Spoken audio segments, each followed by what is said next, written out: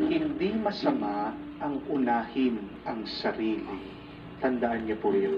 Huwag kang magigilty kapag inuuna mo ang iyong sarili. There's nothing wrong when you take care of yourself. Why is that? Because remember, you cannot pour from an empty pot. Ulitin ko po yun. You cannot pour from an empty pot. Kahit na paano mo palugin ang kaldero, walang lalabas dyan kung hindi mo yan pinuno.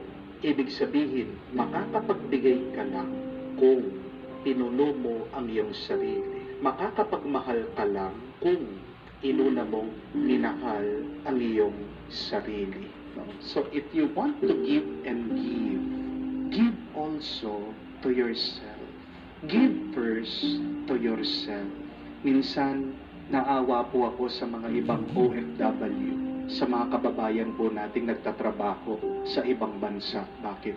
Kasi marami sa kanila, tinitiis, kumakain lang na skyflakes, ng sardinas, tinitiis, hindi masyadong maging magastos sa pagkain para mas madami yung pera mapadala dito sa bansa, dito sa Pilipinas. Di po ba? Habang sila nagugutom, yung pamilya nila, nagbo-buffet, nagsasamji, palagi milk tea, palagi kumakain sa labas. Naawa ako sa mga iba, tinitiis yung cellphone nilang sira-sira. Habang dito naman sa Pilipinas, yung pamilya nila naka-iPhone. Yung mga bata palagi ML, Mobile Legend.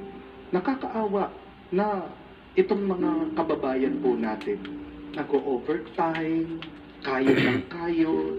Nasaan yung pamilya nila dito sa Pilipinas? Nakukuha pang maglakwatsa, nakukuha pang magbakasyon. Tinitiis na hindi bumili ng bagong damit. Habang yung mga pamilya nila gusto branded, original yung kanilang sapatos. Meron tayong mga ibang kababayan sa abroad, tinitiis, makipagsiksikan, matulog, makisama sa mga kwarto. Ang dami-dami nila doon. Habang dito sa Pilipinas, ang luwang-luwang ng kwarto, naka-aircon pa. Alam niyo po, kung mahal mo ang pamilya mo, walang masama na unahin mong mahalin ang iyong sarili. Dahil yan yung sinasabi ng ating ebanghelyo tungkol dito sa mga dalaga na matatalino at medyo may katangahan. Pasensya na po for the word. The wise and the foolish. Dito sa mga marurunong at mangmang. Bakit hindi po sila marunong? Bakit mangmang itong mga dalaga? Kasi nagdala sila ng lampara, walang langis. Parang pumunta ka sa gera, meron kang baril, wala kang bala. Yung mga matatalino, pumunta doon sa handaan, alam nila, gagabihin, nagdala sila ng lampara, nagdala sila ng langis. Humihingi ngayon itong mga walang dala. Sabi nila, hindi namin kayo pwedeng bigyan. Kasi pag binigyan namin kayo, tayong lahat magiging kawawa. Tignan niyo po yun. May katotohanan yung sinasabi niya. Tandaan mo, kung magbibigay ka ng magbibigay, makakaubusan ka. Bandang huli, kayong lahat kawawa. Di po ba? Dapat maging marunong ka rin magtira ng para sa iyo. Amen? Walang masama kung mag-iipon ka para sa iyo. Walang masama kung ikaw naman yung magbabakasyon, maglalakwat siya. Walang masama kung kakain ka din ng masarap. Walang masama kung bibili ka din ng magandang at mamahalin na gamit para sa iyo. There's nothing wrong about that. Matuto po tayo na ingatan din natin ang ating sarili. Preserve your light.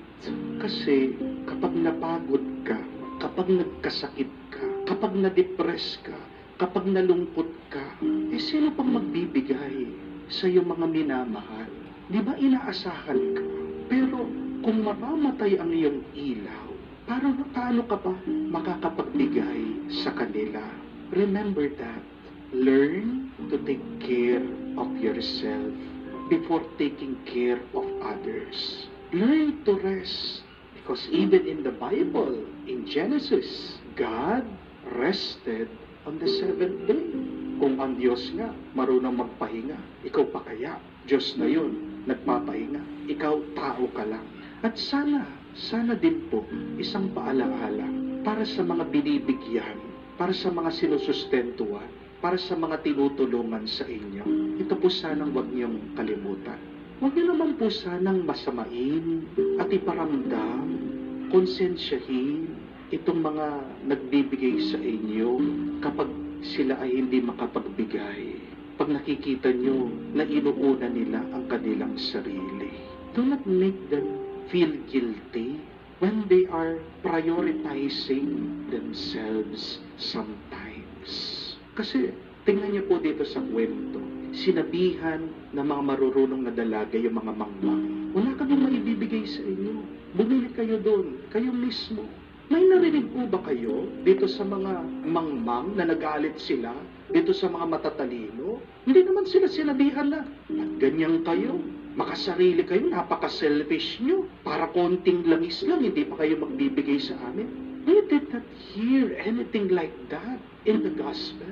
Kahit na mangmang sila, naiintindihan nila na hindi pwede. At sila mismo umalis. Sana intindihin natin yung mga nagbibigay at tumutulong din sa atin. Na minsan, napapagod din yan. Minsan, nawawalan din sila ng gana. Minsan, nalulungkot din sila. Minsan, nauubusan din sila ng liwanag. Kaya kung makikita mo na nag-i-enjoy siya, nagre-relax, inuuna yung kanyang sarili, sana maging masaya ka din para sa kanya dahil deserve din ng mga tumutulong at nagbibigay na maging masaya din sila. Oo, tulong-tulong sa pamilya, hindi po ba? Pero paano tutulong ang isa kung pinipiga mo na? Paano tutulong yung isa kung inuubos mo na siya? Remember, you cannot love God and others if you do not start with loving yourself.